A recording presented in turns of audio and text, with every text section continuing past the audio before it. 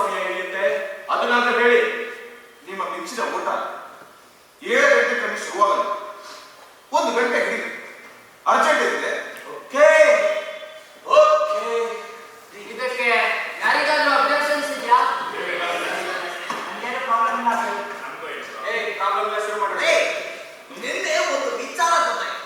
ಈ ಗಂಧದ ಗುಡಿ ಶೂಟಿಂಗ್ ಅಲ್ಲಿ ರಾಜ್ಕುಮಾರ್ ಅವರ ಮೇಲಿದ್ದ ಬುಲೆಟ್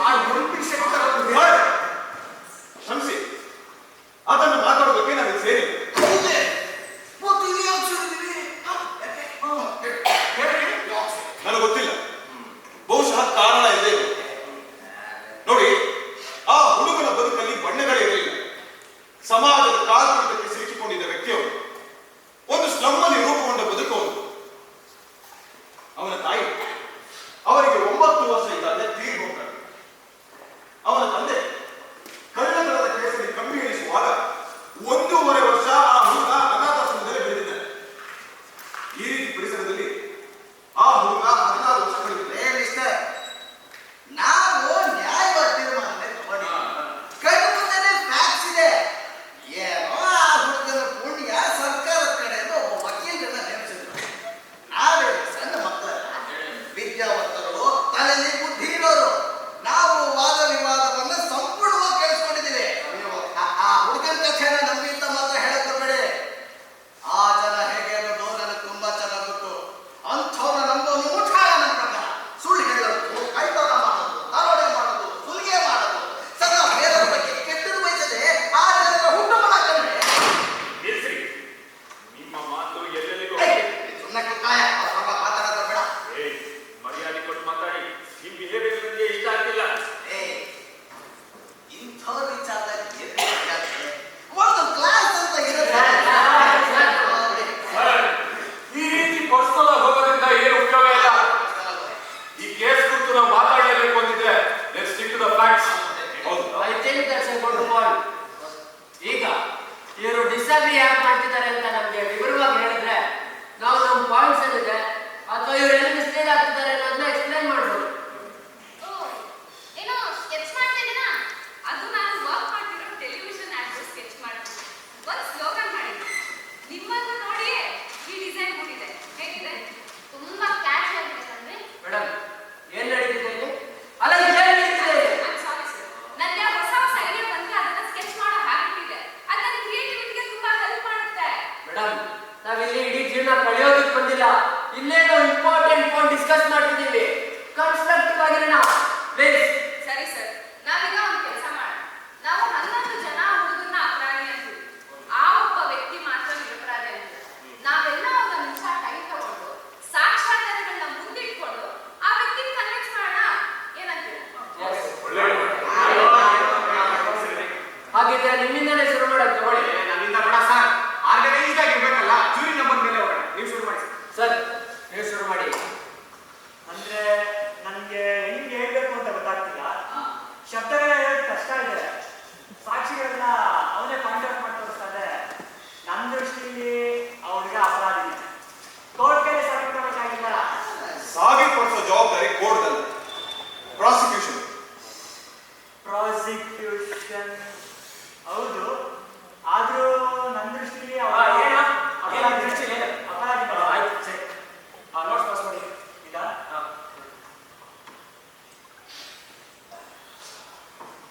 ನೋಡಿ, ನ್ಯಾಯಾಲಯದಲ್ಲಿ ಯಾವ ಯಾವ ಸಾಕ್ಷಿ ಆಧಾರಗಳನ್ನ ಪ್ರಸ್ತುತಪಡಿಸಿದ್ರೋ ಅದನ್ನೆಲ್ಲ ನಾನು ನೋಟ್ ಮಾಡ್ಕೊಂಡೆ.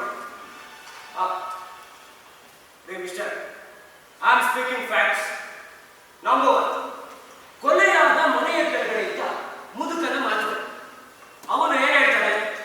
ಕೊಲೆಯಾದ ರಾತ್ರಿ ಅಂದ್ರೆ ಸರಿಸುಮಾರು 12:10ಕ್ಕೆ ಮೇಲಿನ ಮನೆಯಲ್ಲಿ ವಿಪರೀತ ಗಲಾಟೆ ಆಗ್ತಿರೋ ಶಬ್ದ ಕೇಳಿಸಿದೆ. ಆ ಗಲಾಟೆಯಲ್ಲಿ ಆರೋಪಿ ಅವನ ತಂದೆಗೆ ಸಾಯಿಸ್ಬಿಡ್ತೀನಿ ಅಂತ ಧಮಕಿ ಹಾಕಿದ್ದಾರೆ. ಅದಾದ ಕೆಲವೇ ಸೆಕೆಂಡ್ ಯಾರೋ ನೆಲದ ಮೇಲೆ ಬಿದ್ದು ಶಬ್ದ ಕೇಳುತ್ತೆ.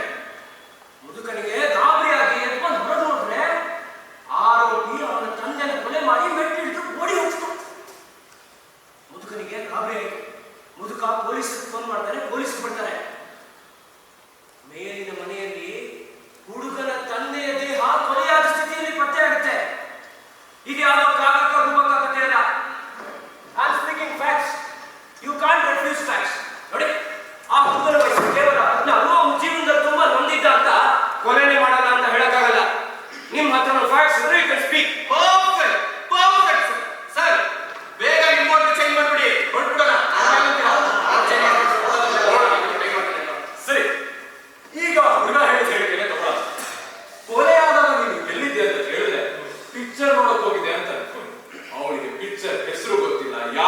ಪ್ರೊಡ್ಯೂಸರ್ ಅಂತ ಗೊತ್ತಿಲ್ಲ, ಯಾರು ಡೈರೆಕ್ಟರ್ ಗೊತ್ತಿಲ್ಲ, ಆ ಸಿನಿಮಾ ಕಥೆನೂ ಗೊತ್ತಿಲ್ಲ.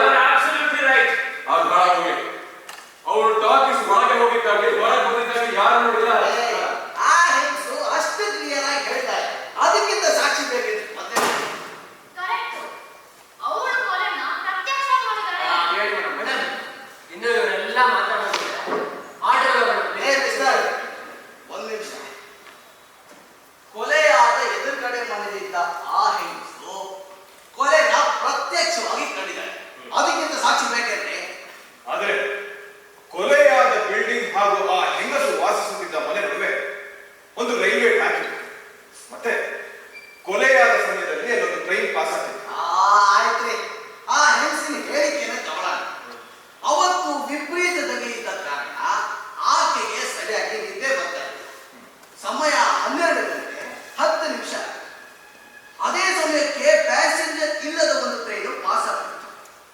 ಆಕೆ ಆ ಕಡೆ ಈ ಕಡೆ ಓಡಾಡ್ತಾ ಕಿಟಕಿ ಹಚ್ಚಿ ನೋಡ್ತಾರೆ. ಆ ಟ್ರೈನಿನ ಕೊಲೆ 2 ಬೋಗಿ ಪಾಸ್ ಆಗ್ತಿದೆ ಅನ್ನೋ ಟೈಮ್ನಲ್ಲಿ ಆರೋಪಿ ತನ್ನ ತಂದೆ ಎದೆಗೆ ಚಾಕು ಹಾಕೋದನ್ನ ಕಣ್ಣಾರೆ ಕೇಳಿದ್ದಾರೆ. ಪಾಸ್ ಆಗ್ತಿದ್ದ ಟ್ರೈನ್ ಕಿಟಕಿ ಮೂಲಕ ಮತ್ತೊಂದು ಕಡೆ ನಡೀತಿರೋದು ಅಷ್ಟು ಸ್ಪಷ್ಟವಾಗಿ ಕಾಣಕ್ ಸಾಧ್ಯ ಇದೆ. ಆ ಪ್ಯಾಸೆಂಜರ್ ಇಲ್ಲದ ಟ್ರೈನ್ ನಲ್ಲಿ ಲೈಟ್ ಆಗಿರಲಿಲ್ಲ, ಹಾಗಾಗಿ ಆಕೆಗೆ ಕೊಲೆ ಸ್ಪಷ್ಟವಾಗಿ ಕಂಡಿತ್ತು. ಇದು ಕೋರ್ಟಲ್ಲೇ ಪ್ರೂವ್ ಮಾಡಿದ್ದಾನೆ. ಮತ್ತೆ ಜೀವಮಾನವಿಡೀ ಅದೇ ಸ್ಥಳದಲ್ಲಿದ್ದ ಆಕೆಗೆ ಹುಡುಗನ ಮುಖ ಪರಿಚಯ ಇತ್ತು. That's it. ಇದಕ್ಕಿಂತ ಸಾಕ್ಷಿ ಬೇಕಾ? ಮಿಸ್ಟರ್, ನಿಮ್ಗೊಂದು ಕೇಳ್ತೀನಿ, ತಪ್ಪು ತಿಳ್ಕೊಂಡು. ಕೇಳ್ರಿ ಹಾಳಾಗಿ. ಆ ಹುಡುಗ ಸ್ಲಮ್ನು ಅವರು 3rd ಕ್ಲಾಸ್ ಜನ. ಅವನ ಹೇಳಿಕೆನೇ ನೀವು ನಂಬೋಕ್ ತಯಾರಿಲ್ಲ. ಆದ್ರೆ ಅದೇ 3rd ಕ್ಲಾಸ್ ನಮ್ಮಲ್ಲಿ ವಾಸಿಸುವ ಹೆಂಗಸಿನ ಹೇಳಿಕೆ ಮಾತ್ರ ನಿಮ್ಗೆ ವೇದವಾಗಿದೆ. ಓ, ಏನು ನೀವೊಬ್ಬರೇ ಬುದ್ಧಿವಂತರ ಇದ್ದೀರಿ? ಆ ಮಾತು ಎಲ್ಲೆಲ್ಲ ಹೋಗ್ತಿದೆ.